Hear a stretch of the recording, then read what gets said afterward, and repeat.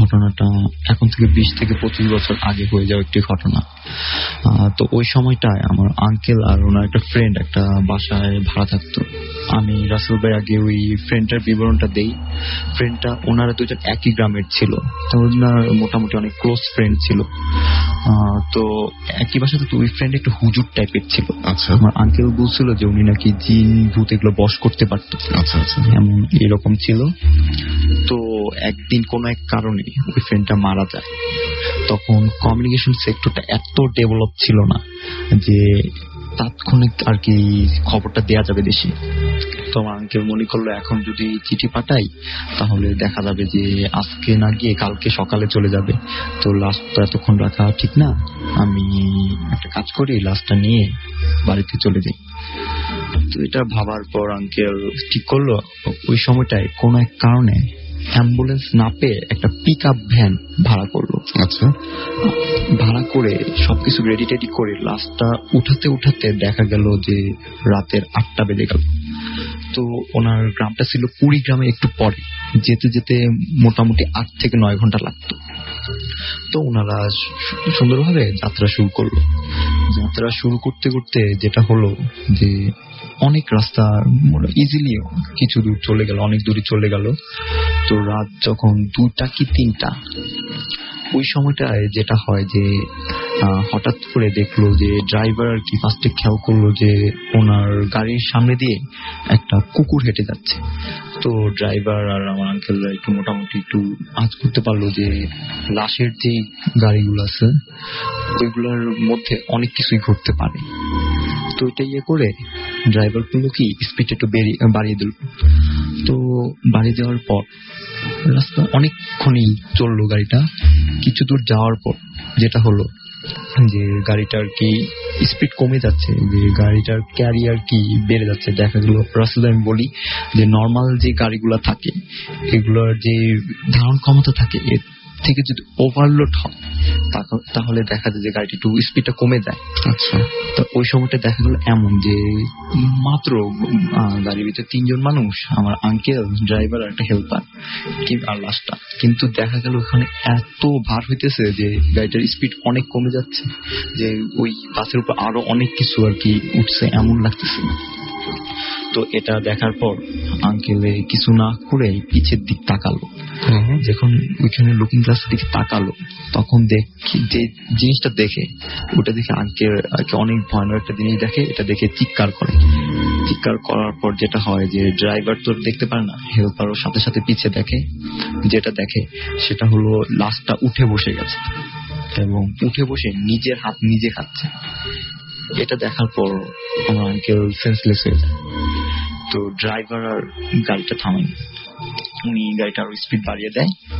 কিছু দূর সামনে যেতে দেখতে পায় যে এতক্ষণ দেখতেছিল কিন্তু কুকুর, শুধু কুকুর গাড়ির সামনে দিয়ে হাঁটতেছিল। বাট এখন দেখতে পাচ্ছে যে গাড়ির সাইডে যে রাস্তাটা আছে ওইখানে যে গলা কাটা কুকুর দাঁড়িয়ে আছে, এমন যে রক্ত পড়তেছে এমন দেখতে পায়। দেখার পর ওরা দোয়া কালাম পড়তে থাকে, গাড়ির স্পিড তো বজায় রাখে। যাওয়ার পর অনেক দূর যাওয়ার পর একটা যে অয়েল যে নেয় পাম্প গুলো আছে ওইগুলো পায়। পাওয়ার পর গাড়িটা ওখানে থামায়। থামানোর পর কি ওই সময়টা আর কি আঙ্কেলকে পানি টানি দিয়ে সেন্সে আনার পর যেটা হয় যে 3 জন মিলে লাস্টের দিকে সাহস করে ওই জায়গায় লোক ছিল ডাক দিয়ে দেখতে যায়। দেখতে গিয়ে যেটা দেখে আমি রাসেল ভাই বলি লাশটা ছিল যেটা আনছিল সেটা ফুললি একটা লাশ ছিল, ডেড বডি ছিল।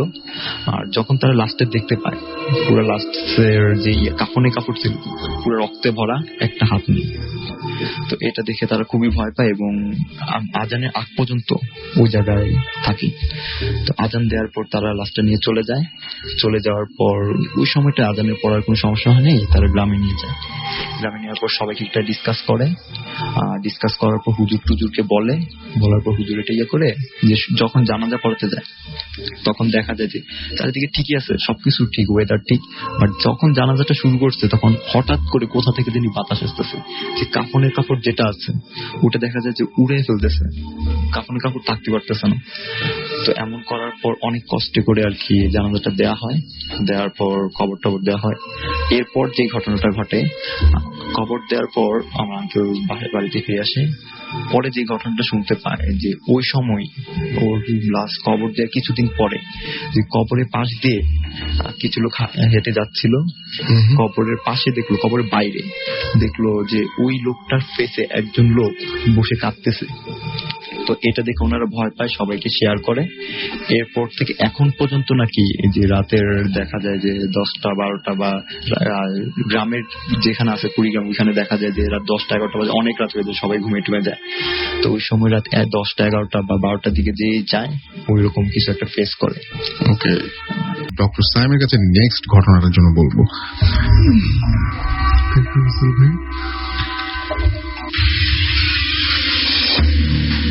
রাসেল ভাই, আমি এখন যে ঘটনাটা বলবো,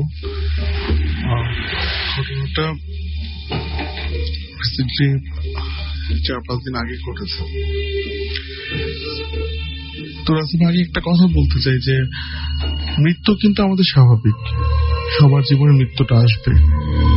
আর আমরা ফ্রম রিলিজিয়াস ভিউ থেকে দেখি যে আমরা জানি যে মৃত্যুর সময় আজরাইল আসেন, এসে যান কবজ করে নিয়ে যায়।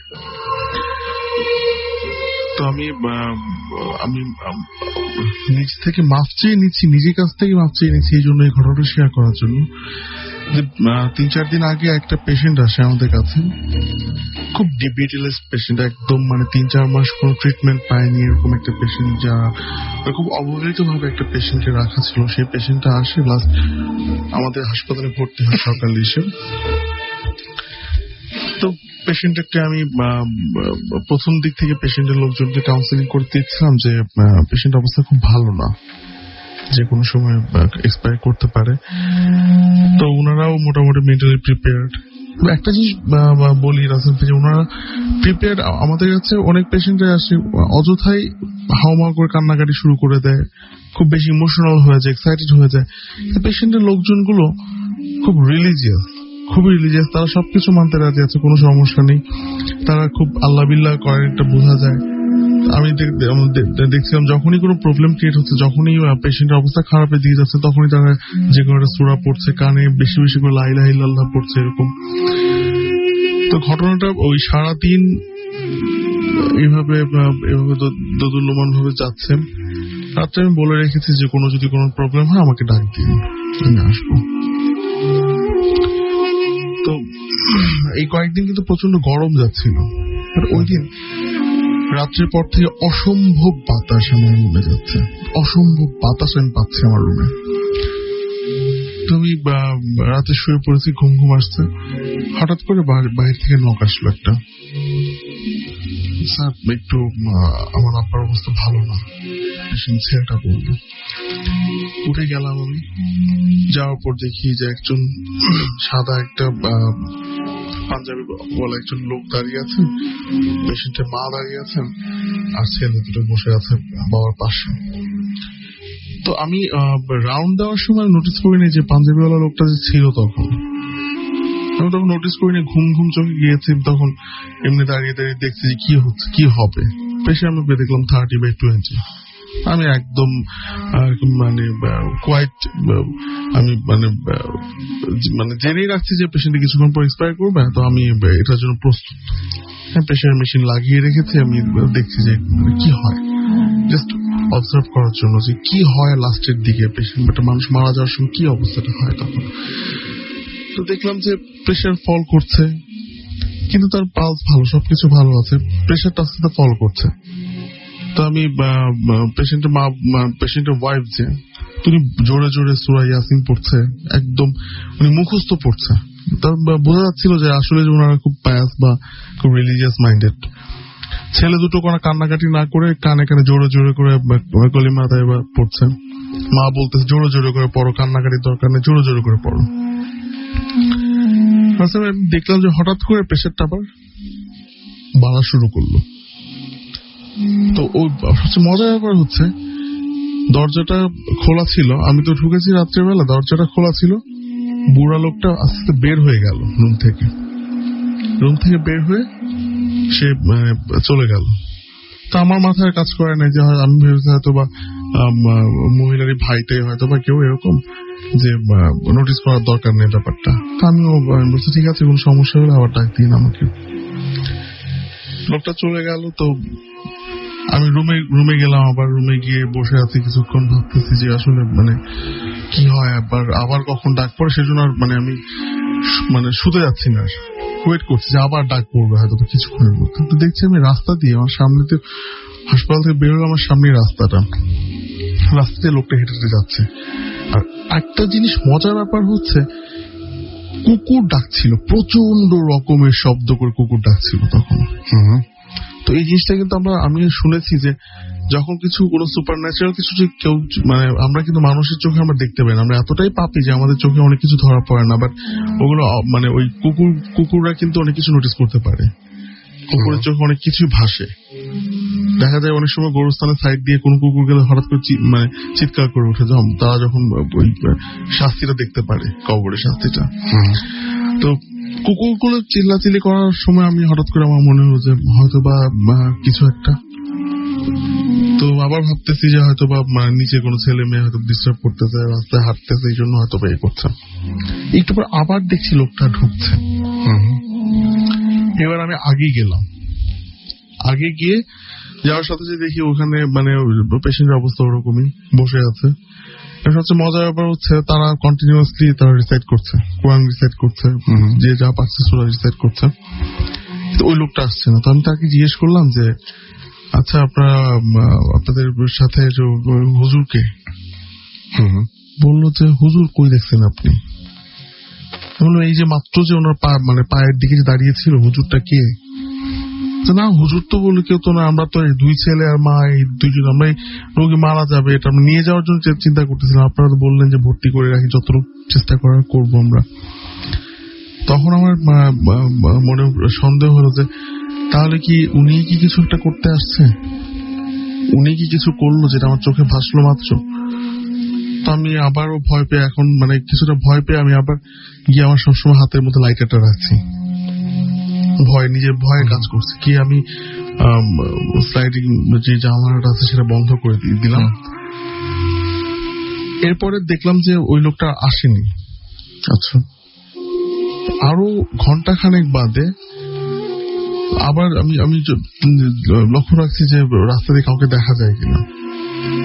ঘন্টাখানেক বাদে লোকটাকে আবার আসতে দেখলাম আমি। তো আমি তখন ইকুয়েশন করছি যে হয়তোবা তাহলে এখন হয়তোবা কিছু একটা ঘটবে।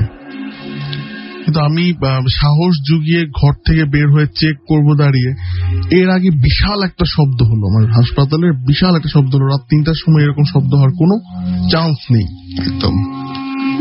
আমার ডিসপেন্সারি থেকে ছেলেরা বের হয়ে বলছে স্যার কি হয়েছে? আমি বললাম জানি না কি হয়েছে, অনেক শব্দ হয়েছে। কিন্তু এই সময় আমার সাথে সাথে আমি আমার কেবিন থেকে কান্নার আওয়াজ শুনতেছি। তখন তুমি অলরেডি কম, হয়তো বা জানটা নিয়ে গেছে তখন এসে। তো এই জিনিসটা আসলে এটা কোনো ভয়ের কথা না, কিন্তু এটা আমাদের মানতে কষ্ট হয়। আমরা যতক্ষণ বেঁচে থাকি ততক্ষণ মানতে কষ্ট হয় যে আমরা মরে যাব, বা এটাই ঘটবে, সবার ক্ষেত্রেই ঘটবে। এটা মনে হয় যদি সবসময় মনে থাকতো যে আমরা মারা যাব, তাহলে আমাদের জন্য বেঁচে থাকাটা অনেক কঠিন হয়ে যেত। আরেকটা জিনিস ওই লোকটার ক্ষেত্রে দেখলাম আমি, যে আমি এইটুক জানি যে আমার আম্মা বলেন যে কারো যদি ভালো থাকে, ভালো কাজ করা থাকে, সে যদি ভালো হয়, তাহলে তার কাছে কিন্তু ফেরেশতারা খুব সুন্দরভাবে তাকে রিসিভ করে নিয়ে যায়।